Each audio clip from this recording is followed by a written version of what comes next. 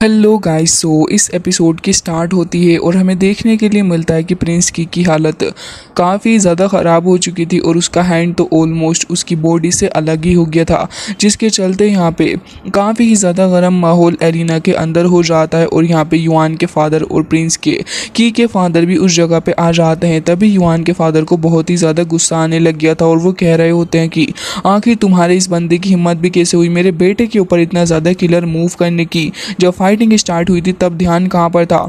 जिसके बाद यहाँ पे दोनों को ही काफ़ी ज़्यादा गुस्सा आ रहा था, लेकिन प्रिंस की के फादर वो वाकई काफ़ी ज़्यादा शातिर आदमी है और वो सोच रहे थे कि मैं सब कुछ तो अपने ऊपर तो नहीं ले सकता और ना ही अभी अफोर्ड कर सकता हूँ इन लोगों के साथ फ़ाइट करना।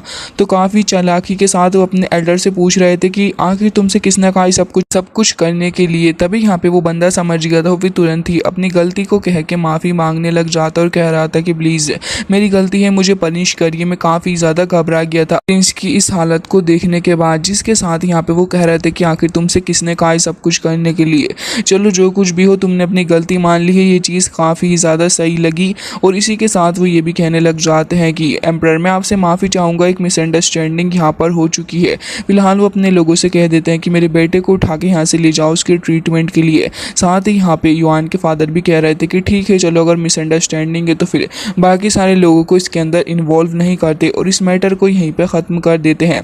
जिसके साथ यहाँ पर वो युआन की तरफ भी देखने लग गए थे और युआन से कह रहे होते हैं कि क्या मैं जान सकता हूँ कि आखिर अभी जो टेक्निक आपने इस्तेमाल की थी वो आपके पास कहाँ से आई, क्योंकि वो हमारी फैमिली की टेक्निक है। युआन यहाँ पे उन्हें देखने लग जाता और वो कह रहे थे कि मैं जानना चाहता हूँ कि आखिर ये टेक्निक आखिर आपको मिल कैसे गई, क्योंकि ये तो किसी के द्वारा चुरा ली गई थी थोड़े वक्त पहले। तो क्या आप मुझे बताएंगे कि शुआन वांग आर्ट आपके पास क्या कर रही है। तभी वो आगे बढ़ जाता और कह रहा था कि ऐसा कुछ भी नहीं है, बल्कि मैं तो ब्लैक स्पिरिट माउंटेन्स के अंदर प्रैक्टिस करने के लिए गया हुआ था। तभी एक असैसिन्स के पास से मुझे ये मिली और फिर मैंने अपने पास में रख ली। हालांकि शुआन किंग से मेरा कोई ताल्लुक नहीं है। एम्परर कहने लग जाते हैं कि अच्छा ऐसी बात है तो फिर लाइए हमें हमारी मेंशन की पावरफुल टेक्निक वापस कर दीजिए। लेकिन युआन ये तो वाकई में कुछ ज़्यादा ही तेज़ हो रहा है।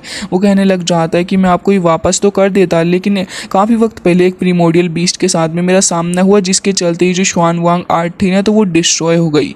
ये सुनने के बाद एम्परर को काफ़ी गुस्सा आ रहा था और वो समझ जाते हैं कि युआन उनकी टेक्निक वापस नहीं करना चाह रहा है।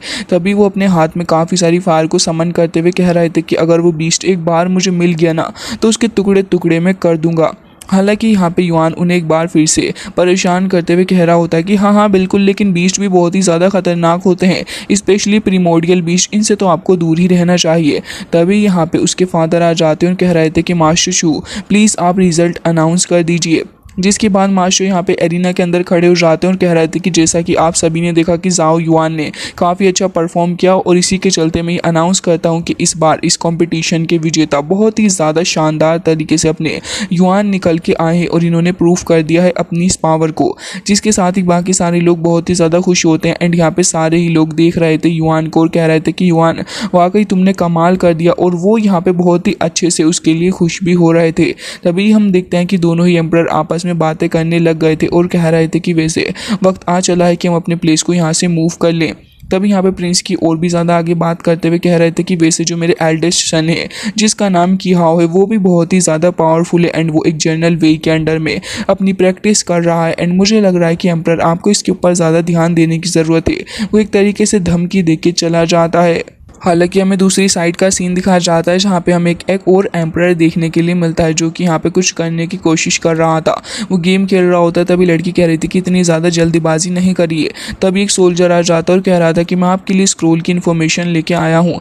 तभी यहाँ पे वो स्क्रोल पढ़ने लग जाता और कह रहा था कि जो जाओ फैमिली है वो फेंग लोग काफ़ी अच्छे से ऑर्डर कर रहा है और इसी के चलते वो यहाँ पे उस स्क्रोल को रख देता है और कह रहा था कि मानना पड़ेगा ये लोग वाकई में ग्रेट फाइटर हैं। तो सोल्जर ही कहने लग गया था कि हमारे वॉरियर फाइट कर रहे हैं अगेंस्ट में वांशु डायनेस्टी एंड फाउंडिंग डायनेस्टी के और वो बहुत ही अच्छा परफॉर्म कर रहे हैं। तभी यहाँ पे एम्परर कहने लग गया था कि जो कुछ भी हो मुझे तो ये देखना है कि वीक लोग कभी सर्वाइव ही नहीं कर सकते। तब यहाँ पे वो बंदा कहने लग जाता है लेकिन ये जो जाओ पीपल हैं, जो जाओ डायनेस्टी के लोग हैं, इनके पास में एक होली ड्रैगन है और वो बहुत ही ज़्यादा स्ट्रॉन्ग है। हालांकि इस चीज़ से उसे काफ़ी ज़्यादा गुस्सा आ जाता है और वो जिन पॉइंट्स के थ्रू उस गेम को खेल रहा था वो उन्हीं का इस्तेमाल करते हुए उस बंदे की ऑलमोस्ट हिट करने वाला था।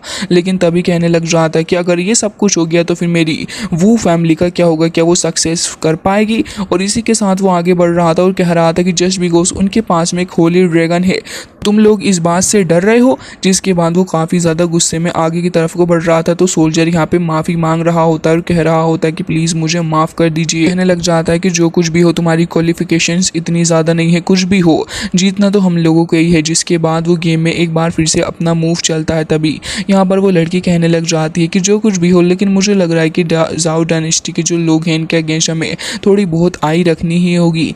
जिसके बाद यहाँ पे वो कहने लग जाता है कि हाँ तुमने बिल्कुल सही कहा, इसके बारे में मैं ज़रूर से ही सोचूंगा। कहने लग जाता है कि जो कुछ भी हो जाओ डायनेस्टी या फिर किसी भी लोगों से हमें कोई भी लेना देना नहीं है, इन दी एंड हम लोग जीतना चाहते हैं।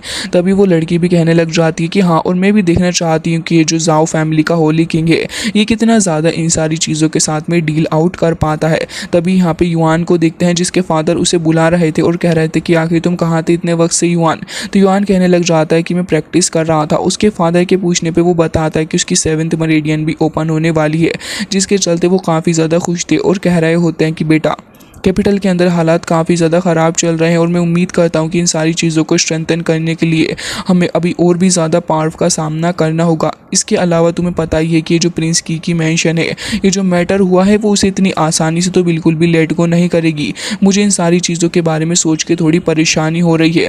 वैसे तो जनरल वेई जो है अगर वो हमारी साइड में स्टैंड कर रहे हैं तो फिर ये हमारे लिए बहुत ही ज़्यादा सही है। तभी युआन कह रहा था कि बिल्कुल फादर। इसके अलावा उसके फादर बताने लग जाते हैं कांगलैन आर्मी के बारे में और कह रहे थे कि कांगलैन आर्मी का अगर साथ हमें मिल जाए तो फिर हमारी जाओ मिलिट्री और भी ज़्यादा पावरफुल हो जाएगी। लेकिन वैसे तो ये लोग प्रिंस की का भी साथ नहीं दे रहे, लेकिन मुझे लगता है कि अगर हम इन्हें किसी भी तरीके से मना लें तो फिर ये लोग हमारी साइड हो जाएंगे, जिससे कि अल्टीमेटली हमारा ही फ़ायदा होने वाला है। के बाद हमें जनरल वेई के बारे में बताया जाता है जो कि काफ़ी ज़्यादा ग्रेट फाइटर है और उन्होंने ढेर सारी वॉर्स के अंदर भी फाइट लिया है और इसके अलावा उन्होंने इतने सारे वॉर के अंदर में अपना कॉन्ट्रीब्यूशन किया है कि उनका लोहा वॉर के अंदर माना जा चुका है। तभी वो कह रहे होते हैं कि इसके अलावा उन्हें ढेर सारा पॉइजन वगैरह भी दिया गया, जिसके चलते उनको सफ़र भी करना पड़ रहा है। हालांकि अगर उनका साथ हमारे साथ में रहा तो फिर हम लोग बहुत ही आसानी से बाकी सारी चीज़ों के साथ में डील कर लेंगे। अब हमें उनके सन के बारे में भी बताया जाता है जिसका नाम वेई बिग है और उसे काफ़ी ज़्यादा जहरीले पॉइजन के साथ में डील करना पड़ रहा है क्योंकि चाइल्डहुड से ही उसे पॉइजन दे दिया गया था। जिसके बाद वो बताने लग जाते हैं और इसी की वजह से जनरल वेई अपनी कंट्री को छोड़ के नहीं जा सकते और मैं इस चीज़ की उनसे उम्मीद भी नहीं कर सकता। हालांकि इसी के साथ वो ये भी कहने लग जाते हैं कि वो लोग हमारा साथ दें, इसकी बस मैं होप कर रहा हूँ। तभी यहाँ पे अपना युआन थोड़ा घबरा रहा था, लेकिन तभी वो कहने लग जाते हैं कि तुम इस बात की फिक्र मत लो, मैं ये सारी चीज़ें हैंडल करने की कोशिश कर रहा हूँ। लेकिन तभी वो उसे एक इंपॉर्टेंट बात बताने वाले थे और कह रहे थे कि हमने रेलिक एबेस के अंदर काफ़ी सारी पावरफुल चीज़ों को डिस्कवर किया है। वैसे तो वहाँ पे हमने 4th ग्रेड का एक रफ स्टोन स्पिरिट डिस्कवर किया है जो कि हमारे लिए बहुत ही ज़्यादा पावरफुल स्टोन रहेगा और साथ ही यहाँ पे युआन भी इस न्यूज़ को सुन के काफ़ी ज़्यादा खुश हो गया था। इसके अलावा वो उसे लाइफ स्ट्रेंथनिंग फ्रूट के बारे में भी बताने लग जाते हैं जो कि वर्टिलिटी को स्ट्रॉन्ग बनाता है। तभी यहाँ पे युआन कह रहा था कि अरे ये तो बहुत ही ज़्यादा बढ़िया है क्योंकि उससे उसकी मदर की जो लाइफ वर्टिलिटी है वो बढ़ जाएगी। एंड तभी यहाँ पे वो काफ़ी खुश था इस न्यूज़ को सुनने के बाद। तो उसके फादर कहने लग जाते हैं कि हाँ और इसके लिए मैंने लू तीशैन को भेजा है ताकि वो इन सारी ट्रीजर्स को लेके आए, क्योंकि अगर ये किसी और के हाथ में लग गए तो हमारे लिए काफ़ी बड़ी मुश्किल का सामना हो जाएगा, बट अगर हमारे हाथ लगे तो बहुत ही ज़्यादा अच्छा। जिसके बाद वो उसे स्क्रोल भी देते हैं और कह रहे थे कि तुम इतने इसको प्रैक्टिस कर लो। जिसके बाद हम देखते हैं कि युआन की मदर जो होती हैं वो यहाँ पर मिस याओ याओ के साथ में थी और उसे रेडी कर रही थी। तभी युआन यहाँ पर आ जाता है जिसे वही टुन टुन परेशान कर रहा था। तभी उसकी मदर कह रही थी कि अच्छा मुझे लग रहा है कि तुम मिस याओ याओ से मिलने के लिए आए हो।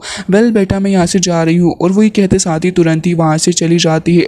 हालांकि इसी के साथ युआन यहाँ पे उसको एक काफ़ी ज़्यादा अच्छी ड्रिंक निकाल के दे रहा था और कह रहा होता है कि वैसे आज आप काफ़ी ज़्यादा ब्यूटीफुल लग रही हैं। तभी वो कहने लग जाती है कि आप फ्लर्ट करने की कोशिश कर रहे हो। तो वो कह रहा था कि नहीं नहीं ये ड्रिंक आप लीजिए, जिसकी स्मेल मिस याओ याओ को काफ़ी पसंद आ रही थी। तो युआन कह रहा था कि मैंने काफ़ी पैसा इसके ऊपर खर्च किया है ताकि आपको ये पसंद लगे। लेकिन तभी वो कहने लग जाती कि अब बताओ तुम क्या चाहते हो। तो वो कह रहा था कि अरे ऐसा कुछ नहीं है, बल्कि मुझे लगा कि आपके लिए लेके जाने चाहिए। लेकिन तभी वो उसको वहीं टेबल पर रख देती और कह रही थी कि बताओ मुझे। तो यहाँ पे युआन कहने लग जाता है कि वैसे शायद आपको पता ही होगा यान ली के बारे में, मुझे इस टेक्निक को परफॉर्म करना सीखना है एंड मैं चाहता हूँ कि जल्द से जल्द मैं अपनी पावर को और भी ज़्यादा बढ़ा लूँ ताकि मैं अपनी फैमिली की हेल्प कर सकूँ। लेकिन तभी मिस यहाँ पर उसे एक बुक दिखाती है और कह रही थी कि ये लो, ये एक बुक है जो कि 7th ग्रेड की वर्टिलिटी को हासिल करने में तुम्हारी हेल्प कर सकती है। जिसको सुनने के बाद तो युआन कह रहा था कि क्या ये बुक आपके पास में क्या कर रही है, अगर हम अपनी पूरी जाओ डायनेस्टी को भी सेल कर दें तब भी इसकी वर्थ शायद हमारे पास में ना आ पाए। तभी यहाँ पे वो कह रहा था कि क्या सच में आपके पास ये मौजूद है। तभी हम देखते हैं कि मिस याओ याओ उसे एक और ख़ास चीज़र दिखा रही थी और कह रही होती है कि सबसे ज़्यादा स्ट्रॉन्ग तो ये है, जिसकी ब्रेथ यहाँ पे इतनी ज़्यादा स्ट्रॉन्ग थी कि युआन तो पीछे कोई हट जाता है और कह रहा था कि आखिर ये है क्या चीज़।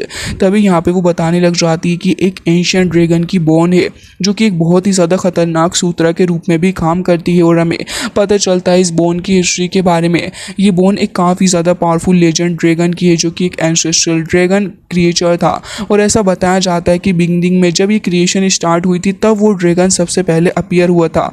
उसके अंदर इतनी ज़्यादा पावर थी कि वो किसी भी चीज़ को अपने अंदर एब्जॉर्व कर सकता था, वो अर्थ को निगल सकता था और हेवन को ख़त्म कर सकता था। लेकिन अब इसकी बोन को अपने पास में रखा जा सकता है और इससे काफ़ी ज़्यादा पावरफुल प्रीमोर्डियल स्पिरिट्स को भी ध्यान में रख के पावर को बढ़ाया जा सकता है।